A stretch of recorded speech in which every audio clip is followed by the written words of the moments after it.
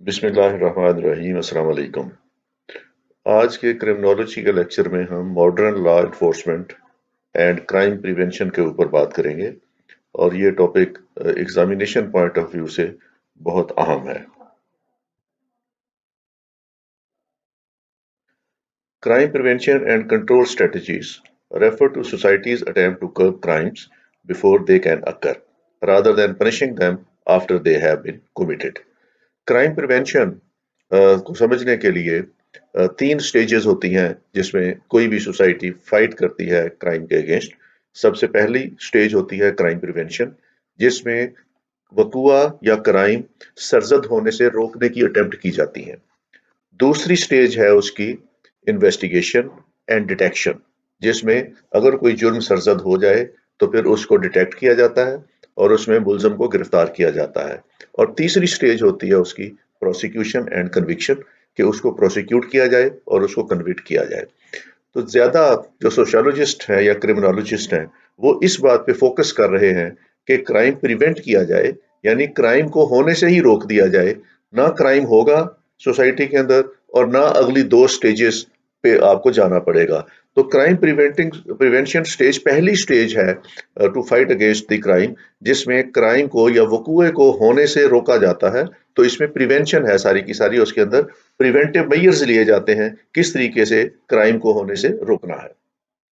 अब ये theory crime prevention की कुछ चीजों के ऊपर बेस करती है। Various crime prevention mechanisms are based on different theoretical understanding of crime. जिस तरह हमने क्राइम थ्योरीज पढ़ी हैं और क्राइम काजेशन थ्योरीज पढ़ी हैं, उसी तरीके से क्राइम प्रिवेंशन के बारे में भी डिफरेंट थ्योरीज हैं और डिफरेंट अंडरस्टैंडिंग है इस कॉन्सेप्ट की।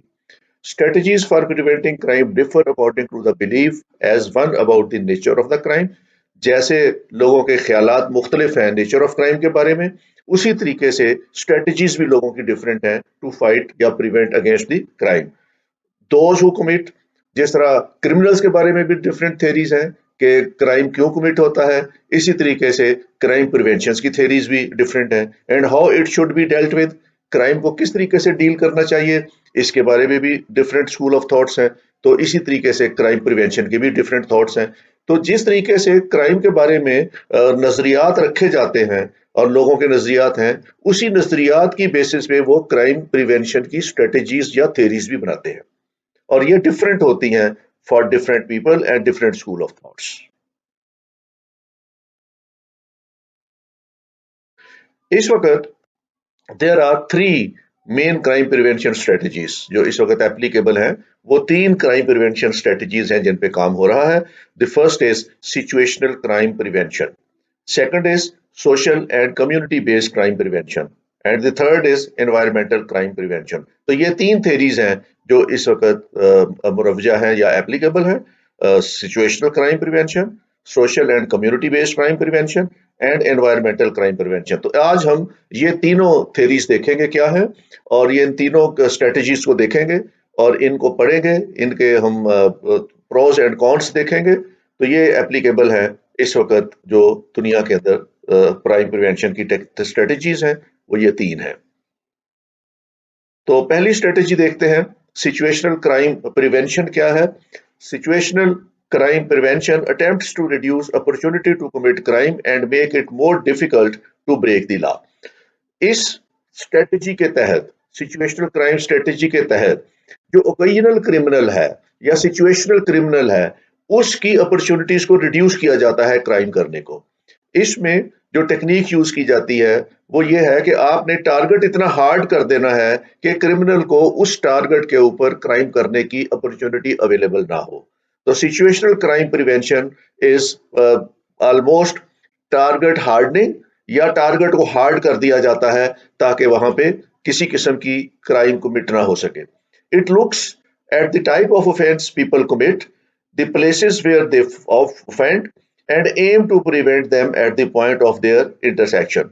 तो इसमें जिन चीजों का ख्याल रखा जाता है इस प्रिवेंशन में, उसमें के type of offence people commit, किसी एरिया में किस किस्म का क्राइम हो रहा है।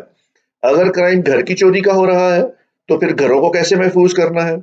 अगर कमर्शियल मार्केट्स पे, बैंक्स पे, शॉप्स के ऊपर क्राइम हो रहा है तो उनको कैसे महफूज करना है। अगर कार पार्किंग के अंदर कार थेफ्ट हो रही है या मोटरसाइकिल थेफ्ट हो रही है, उसको कैसे प्रिवेंट करना है? तो ये जो ऑफेंस है उसकी टाइप को देखते हुए फैसला किया जाता है कि इसको कैसे प्रिवेंट करना है। The places where they offend, कौन सी जगह है जहां पे एक वारदात हो रही है या ऑफेंस हो रहा है। Aim to prevent them at the point of their intersection, और उस जगह पे जहां पे ये हो रहा है क्राइम, वहां पे हमारा मकसद क्या है इसको रोकने का और इसको कैसे हमने रोकना है। इट इज प्रिएम्प्टिव स्ट्रेटेजी, ये क्राइम को होने से पहले रोकने की स्ट्रेटेजी है सिचुएशनल क्राइम प्रिवेंशन। क्राइम होने से पहले रोकने के लिए जो हम इकदाम करते हैं, जो रोकथाम करते हैं, तो उसको हम कहते हैं सिचुएशनल क्राइम प्रिवेंशन।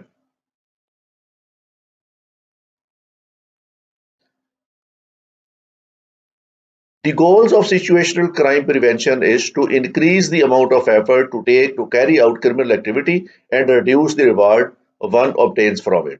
तो इसमें उस जगह को जहां पे ऑफेंस हो रहा है या लाइकली ऑफेंस हो सकता है, उस जगह पे आपने एफर्ट्स करनी है ताकि वहां पे क्रिमिनल एक्टिविटी ना हो।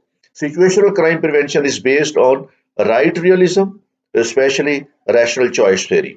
तो आपने रैशनल चॉइस थ्योरी पढ़ी है, जिसमें लोग क्राइम इसलिए करते हैं कि उनका क्राइम उनको बेनिफिट देता है और उसमें जो उसके कॉन्सिक्वेंसेस हैं क्राइम के, उनके ऊपर, क्रिमिनल के ऊपर वो कम है और उसके गेन्स ज्यादा है। तो ये मैंने थ्योरी आपको पढ़ाई थी।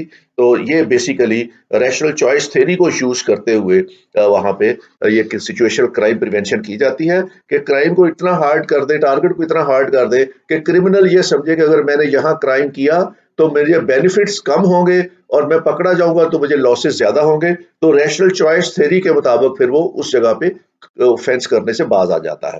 तो ये basically it is the application of rational choice theory in situational crime prevention.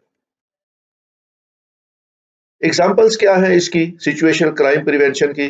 First example is target hardening, उस टारगेट को हार्ड कर दे। और उसको टारगेट को हार्ड कैसे करते हैं? Implementing barriers such as door and window locks, CCTV camera, security personnel security guard रख लें, सीसीटीवी कैमरास लगा लें, अपने दीवारें अच्छी बना लें, गेट अच्छे लगा लें और विंडोज मजबूत लगी हुई हों, ताकि एक इंट्रूडर जो है उस प्रेमिसेस के अंदर एंटर ही ना हो सके। और इसी के अंदर जो मॉडर्न कॉन्सेप्ट है, उसके अंदर ये सेफ सिटी प्रोजेक्ट्स लगा लें और उसके ऊपर ये पुलिस स्क्वाड की जो गश्त है या पिकटिंग है पुलिस की, वो भी टारगेट हार्ड करने के लिए है। या आप दूसरे लफ्जों में ये वॉल्ड सिटी वाला कॉन्सेप्ट है, या आपने जो मॉडर्न हाउसिंग सोसाइटीज हैं जिनके अंदर अपनी सिक्योरिटी है, या वर्ल्ड का हाउसिंग सोसाइटीज हैं।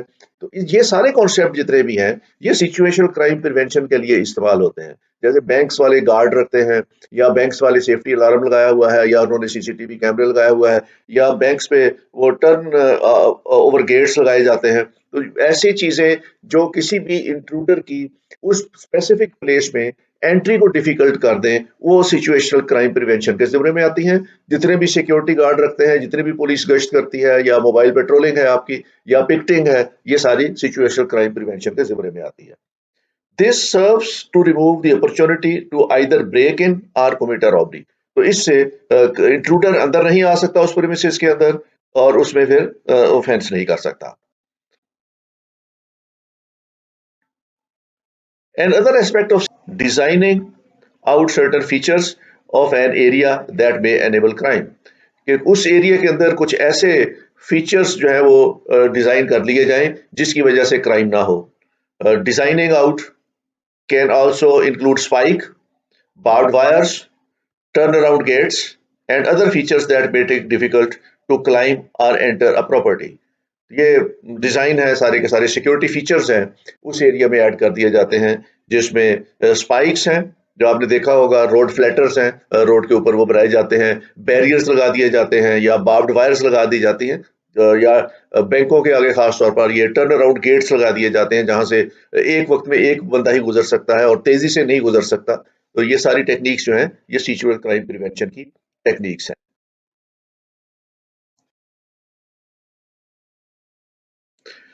Advantages of situational crime prevention, अगर ये स्ट्रेटजी इस्तेमाल की जाए सिचुएशनल क्राइम प्रिवेंशन की, तो उसके क्या एडवांटेजेस हैं? सबसे पहला एडवांटेज ये है, ये cost effective and simple method है।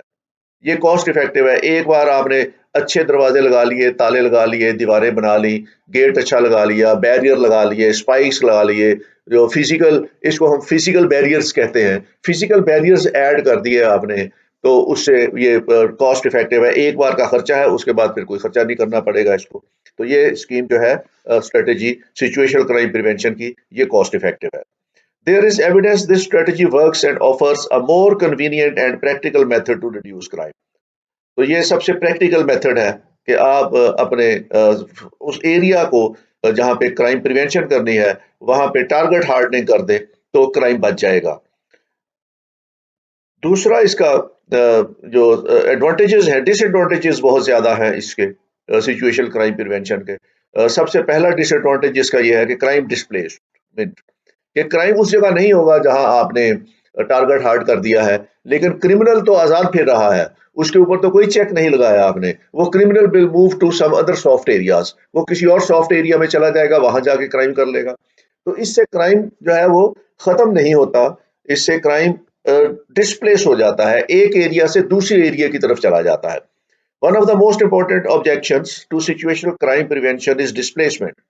Rather than reducing crime, it simply causes the crime to move elsewhere. तो क्राइम किसी और जगह चला जाता है, और ये क्राइम के किसी और जगह जाने की 5 डिफरेंट कनोटेशंस हैं, और उसमें ये हमारा प्रैक्टिकल एक्सपीरियंस भी है फील्ड में काम करने का, कि जो क्राइम डिस्प्लेस होता है उसमें सबसे पहला स्पैटियल डिस्प्लेसमेंट है, जिसमें क्राइम जो है किसी और एरिया में चला जाता है। फर्ज करें आपने अगर गुलबर्ग में टारगेट हार्ड किया है, तो क्राइम गुलबर्ग के नहीं होगा, ये गुलबर्ग की एडजॉइनिंग जो लोकेलिटीज हैं, मॉडल टाउन में चला जाएगा, ये मुस्लिम टाउन में चला जाएगा, ये और एरिया में फैल जाएगा।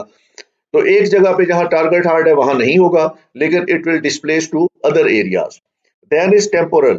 टेम्पोरल इज कि डिफरेंट टाइम पे क्राइम हो जाएगा। आपने टारगेट हार्ड किया है 8 से लेकर 4 बजे का, तो क्राइम 4 बजे के बाद हो जाएगा। तो ये टाइम के लिहाज से भी इसकी डिस्प्लेसमेंट हो जाती है, जिसको हम टेम्पोरल डिस्प्लेसमेंट कहते हैं। Then is the target. Target displace हो जाएगा अगर विक्टिम जो है वो चेंज हो जाएगा।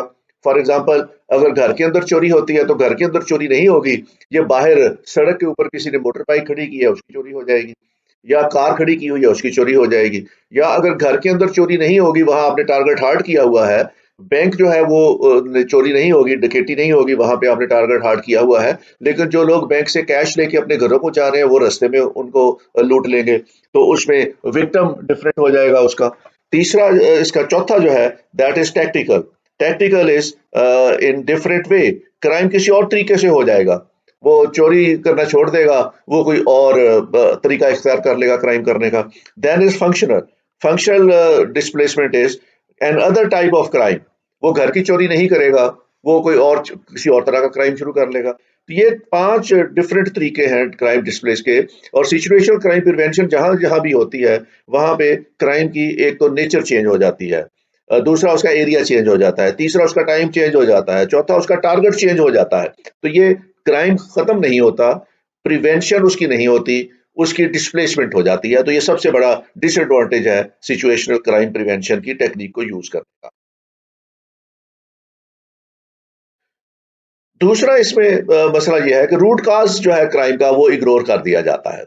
आप टारगेट को तो हार्ड कर रहे हैं, लेकिन क्रिमिनल किस वजह से क्रिमिनल बना है उसकी रूट काज अपनी जगह पे मौजूद है। It does not address the root cause of crime.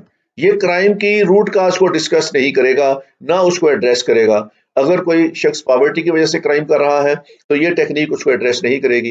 अगर कोई अनएम्प्लॉयमेंट की वजह से कर रहा है, तो ये उसको रूट काज उसको डिस्कस नहीं करेगी। और अगर वो हैबिचुअल ऑफेंडर है या बॉर्न ऑफेंडर है, तो ये उसको डील नहीं करेगी। तो ये जो बायोलॉजिकल काज है वो उसको डील नहीं करेगी। Criminal activities does not usually arise out of nowhere. It is the result of complex societal and cultural factor. तो जो कल्चरल फैक्टर्स हैं या सोसाइटल फैक्टर्स हैं, इस स्ट्रेटेजी के अंदर उनको डिस्कस नहीं किया जाता। Many common crimes such as petty theft or rough sleeping are often due to poverty, deprivation and inequality. तो ये जो क्राइम है मोस्टली प्रॉपर्टी के अगेंस्ट, वो पॉवर्टी की वजह से है, डेप्रिवेशन की वजह से है, इनइक्वालिटीज की वजह से है। तो सिचुएशनल क्राइम प्रिवेंशन इन रूट कॉज को इग्नोर करती है, और इन रूट कॉजेस को वो बिल्कुल अपने जब स्ट्रेटेजी बनाते हैं उसको ये अपने इसका एलिमेंट नहीं बनाते क्राइम प्रिवेंशन का। The narrow focus of the time of crime addressed, इसमें जो क्राइम है वो बहुत फोकस उसका नैरो है क्राइम का। सारे क्राइम जो है वो इसके अंदर कवर अप नहीं होते, ये सारे क्राइम की प्रिवेंशन नहीं होती इसमें। इसमें सिर्फ उन क्राइम की प्रिवेंशन होती है जो प्रॉपर्टी के अगेंस्ट हो। For example situational crime prevention generally only focuses on street crime or the causes behind it. It does not engage with other forms of criminal activities like interpersonal violence. ये interpersonal violence को crime को prevent नहीं करेगा, ये white collar crime को prevent नहीं करेगा, और ये स्टेट क्राइम जो स्टेट के अगेंस्ट क्राइम होते हैं उनको कवर नहीं करेगा।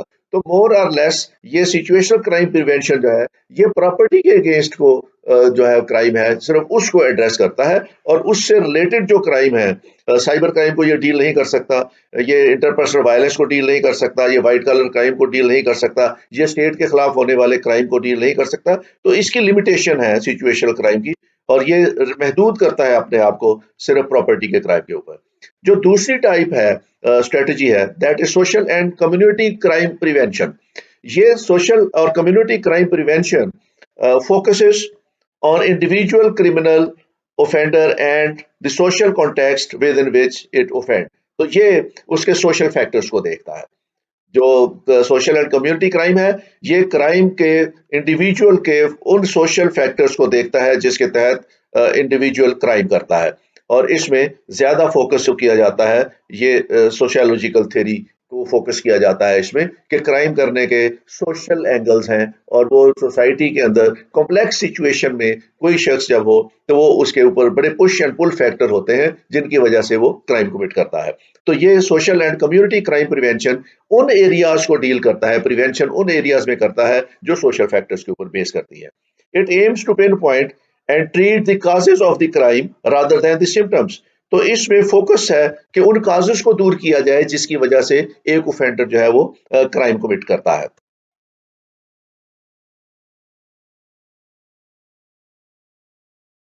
Strategies usually include grouping individual who are more likely to commit crime।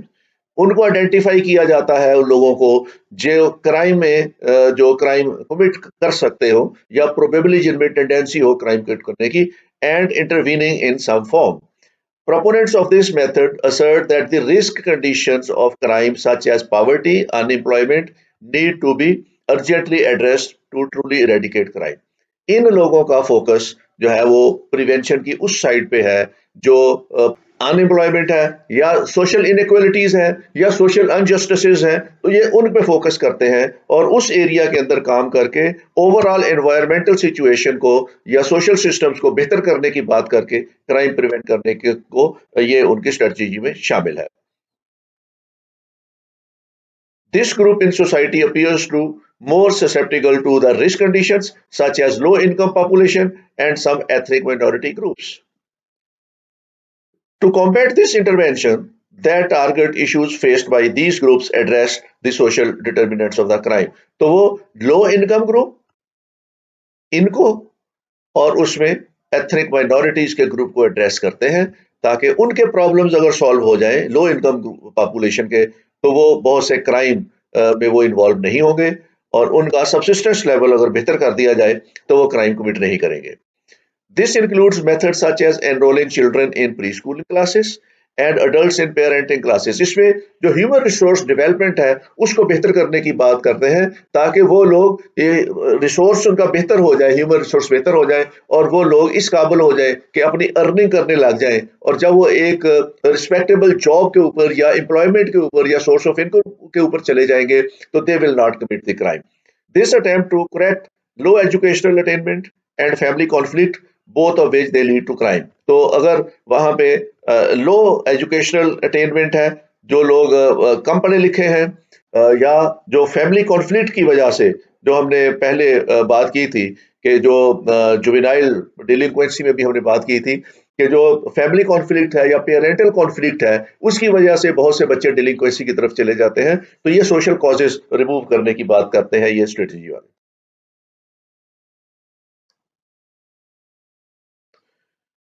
Examples क्या है इसकी social community based crime prevention की?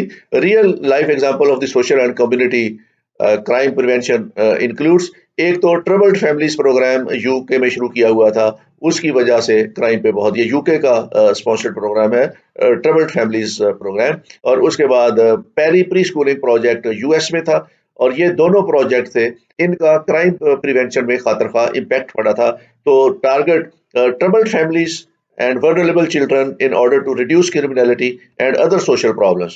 These initiative has both proven successful। तो एक तो ये फैमिली पे फोकस किया जाए कि फैमिली में अगर कोई ट्रबल है तो उसकी वजह से जो डिलिक्वेंसी आती है और खासतौर पे जुवेनाइल में आती है, उसको प्रिवेंट किया जा सकता है। अगर जुवेनाइल को आप एक प्रॉपर एजुकेशन सिस्टम में डाल दें या उसकी ह्यूमन रिसोर्स डेवलपमेंट करें, तो उसको भी फिर हम प्रिवेंट कर सकते हैं क्राइम को।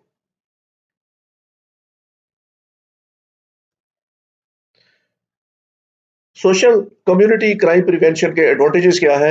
If utilizes effectively, social and community prevention measures can significantly change the lives of the people inclined towards criminal behavior by giving them a chance at an honest life।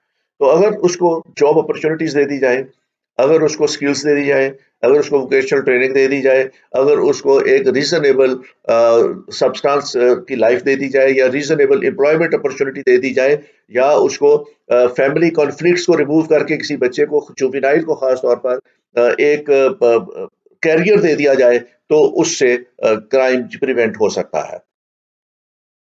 एक तो ये इसका advantage है कि honest life अगर दे दी जाए। This can also benefit the state and society at large by turning potential criminals into employed, taxpayer and productive member of the society। तो purpose इसका ये है social and community crime prevention का, कि हर citizen को एक यूजफुल सिटीजन बनाना है, हर citizen को एक productive member of the society बनाना है, ताकि वो एम्प्लॉयमेंट करे, वो टैक्स पेयर हो, और वो एक productive member of the society बन के रहे। तो social and community crime prevention का ये पर्पस है।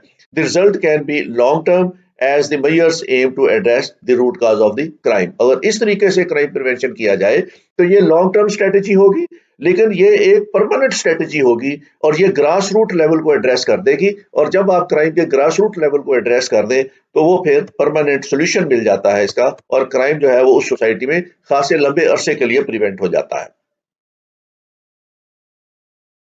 Disadvantages of the social community crime prevention, disadvantages इसके क्या है?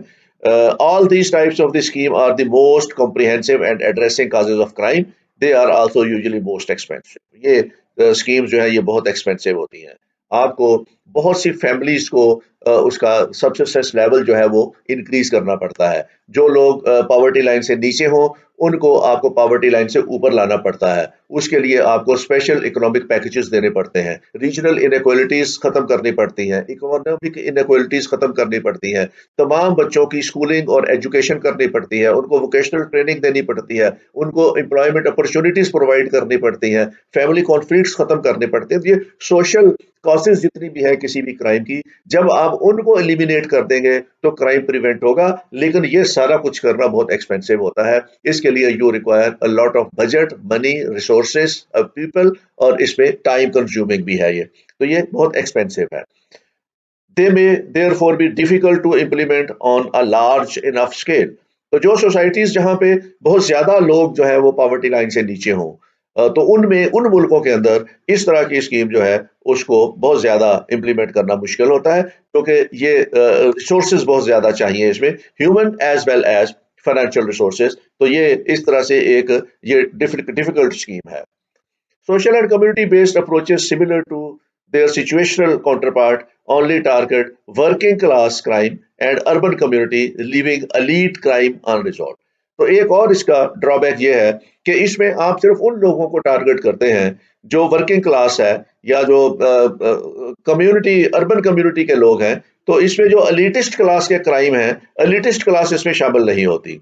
तो इसमें व्हाइट कॉलर क्राइम शामिल नहीं हो सकता, इसमें जो एलिटिस्ट क्राइम है वो इसमें शामिल नहीं होता। तो ये सिर्फ उन क्लासेस को एड्रेस करने की कोशिश करती है जो पॉवर्टी लाइन से नीचे हो, या जिनके फैमिली कॉन्फ्लिक्ट्स हो, उनको, उनके लिए ये स्कीम एक आइडियल स्कीम है।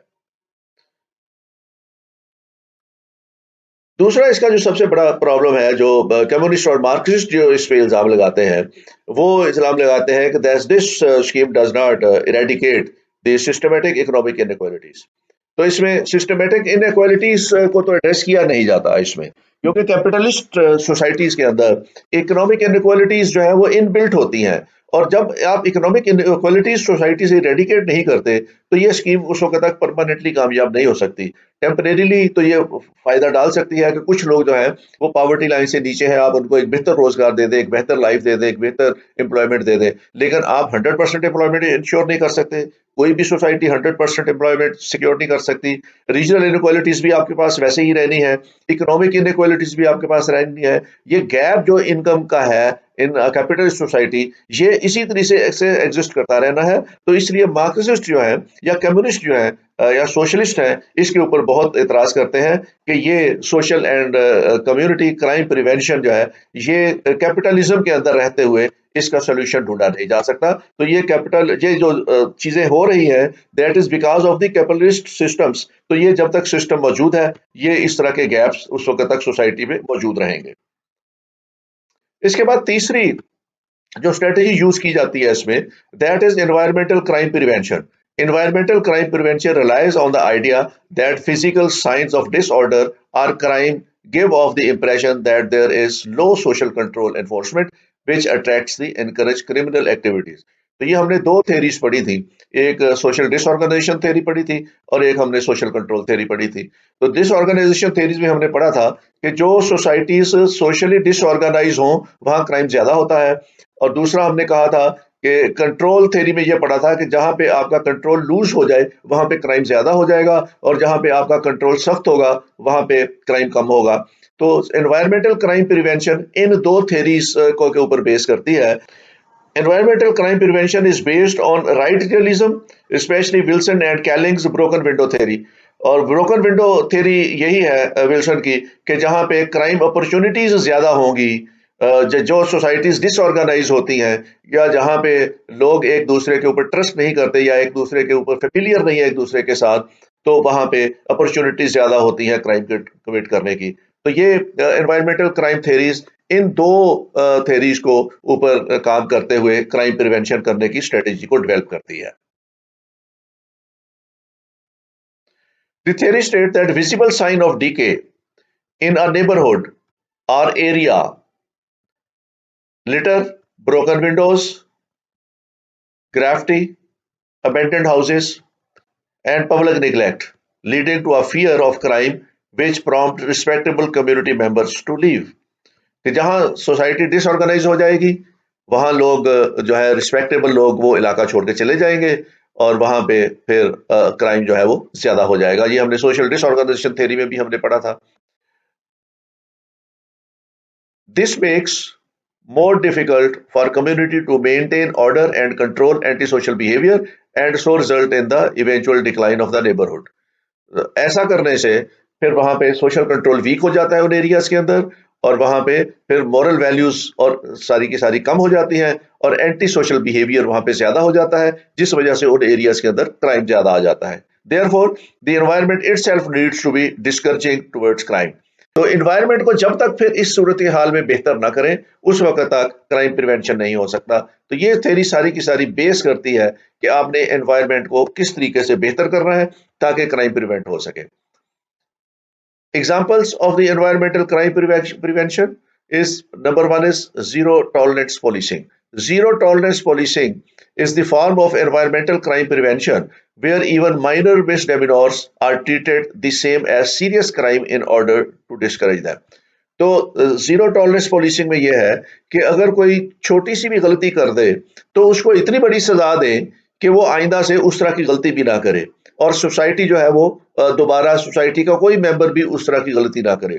तो बेसिकली ये जीरो टॉलरेंस पॉलिसिंग जो है, ये डेटरेंस क्रिएट करने की कोशिश करता है सोसाइटी के अंदर, ताकि लोग उस डेटरेंस के जरिए छोटे से छोटा भी जो है मिसडेमिनोर्स भी करने से घबराएं, और क्राइम तो करना दूर की बात है, वो मिसडेमिनोर्स भी ना करे। तो इस तरह स्ट्रिक्ट पॉलिसी बना दी जाए और इस तरह से एनफोर्समेंट और कंट्रोल इतना सख्त कर दिया जाए सोसाइटी के ऊपर कि सोसाइटी के मेंबर जो है वो मामूली तरह की जो चीजें हैं जिसको हम मिसडेमिनोर्स में कहते हैं वो भी कमिट ना करें।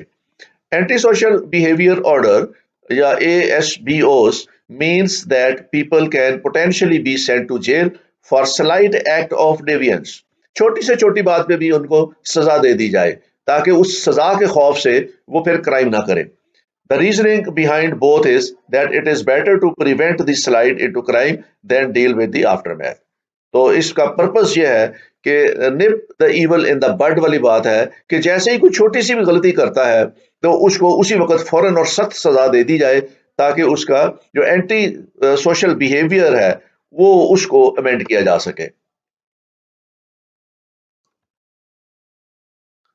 Advantages of environmental crime prevention, इसके एडवांटेजेस क्या हैं? ये टेक्निक इफेक्टिव है और इसको यूज किया गया है न्यूयॉर्क में USA में, और इसको यूज किया गया है UK में, और वहां पे इसके बहुत खातरखा और अच्छे नताइज निकले हैं। जिन जोन्स के अंदर और जिन एरियाज के अंदर इस टेक्निक को यूज किया गया है उन एरियाज के अंदर क्राइम प्रिवेंट हो गया है। Then it is relatively cheap. ये बाकी दोनों स्ट्रेटजी से ये चीप है और इसके ऊपर ज्यादा अखराजात नहीं आते। सिर्फ आपने लॉ इन्फोर्समेंट सख्त करनी है और किसी भी किस्म का जो बिहेवियर है उसके बारे में जीरो टॉलरेंस रखनी है। इसके डिसएडवांटेजेस क्या है? Environmental crime prevention can be disproportionately, ये बहुत हार्श है। छोटी से छोटी गलती पे भी बड़ी सख्त सजा देने की तजवीज की जाती है। तो इतना हार्शनेस सोसाइटी के ऊपर एडवाइजेबल भी नहीं है और सोसाइटी इसको किसी स्टेज पे जाके टॉलरेट करना भी छोड़ देती है। ZTB has resulted in people facing severe consequences such as losing their jobs। छोटी से छोटी गलती पे उसको बड़ी सजा दे दें तो उसकी जॉब लूज हो जाएगी। जब लूज हो जाएगी अनएम्प्लॉयमेंट हो जाएगा, अनएम्प्लॉयमेंट हो जाएगा तो वो फिर आपके क्राइम की तरफ चला जाएगा, सोशल फैक्टर में ऐड हो जाएगा। तो इस तरीके से ये क्राइम 100% जो है वो प्रिवेंट नहीं हो सकता और उससे कई नई डायमेंशंस क्राइम की इससे निकल आती हैं। ABSO can also be people's criminal records even if they did not commit any crime। तो अगर छोटी से छोटी गलती भी किसी से हो जाए तो उसका भी क्रिमिनल रिकॉर्ड बन जाता है। तो एक अच्छे खासे शरीफ इंसान को उसका क्रिमिनल रिकॉर्ड बना के उसको पुश कर दिया जाता है टुवर्ड्स द मोर क्राइम। तो ये इस पे भी बहुत से लोगों का इतराज है कि ये इसके डिसएडवांटेजेस ज्यादा है। Environmental crime prevention strategies can feed prejudices, assuming an area is more prone to crime because it looks rough is not always accurate or warranted। तो ये prejudice create कर सकता है सोसाइटी में। जिस तरह हम क्राइम टाइप की बात कर रहे हैं उसी तरह एरिया टाइप की बात की शुरू हो जाती है कि फला एरिया के लोग बहुत क्रिमिनल हैं और फला एरिया के बहुत क्रिमिनल हैं। तो ये prejudices सोसाइटी के अंदर लेके आ सकता है। ZTB often disproportionately affect ethnic minorities due to biases। Ethnic minority के खिलाफ चूंकि बाइसेस होते हैं तो इस प्रिवेंटिव टेक्निक के अंदर स्ट्रेटजीज के अंदर जो एथनिक माइनॉरिटीज हैं वो उनको ज्यादा सफर करना पड़ता है, उनके खिलाफ बाइसेस होते हैं तो उनके खिलाफ ज्यादा शिद्दत के साथ लॉ जो है वो अप्लाई किया। Thank you very much, take care, खुदा हाफिज।